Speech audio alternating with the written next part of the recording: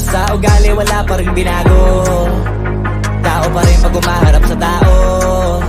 Pero pag usapang rap pa, iba-iba ko. Literal na may bago kong naabangan sa tuwing may ilalabas na bago. Yan ang ginawang pambawi, so nakikinig palagi para mas lalo sila ganahan. Di yung mga bago ko hanapin, yung iba naman nababawan. Pero di na para atupagin, di kasi nila maunawaan. Naimbulsa ko pinapalalim, kahit pa paano naman naganap ako paunti-unti. Gumalaw ng pino, hindi maitatanggi. Iba din na laking munti, pila may anting-anting. Sa galing may malayong kuting, naging kambing sa dami ng hinahin. Naputahe, pwedeng akalaing malaking kantin. Yung iba nakahalata na sa pangalan na slaka. Nagiging malala, bigla, lalo pag pabaliktad na bignasa. Gumagawa, ginagawa, magagawa, maiba lang ang lasa. Para maipakita ko din na din ako gumagawa ng basta-basta. Ngayon lalo pang nananabik, kasi meron ang bumabalik. Gagawin ko pa rin ang gagawin. Ngayon saan pa kaya ko neto dadalhin?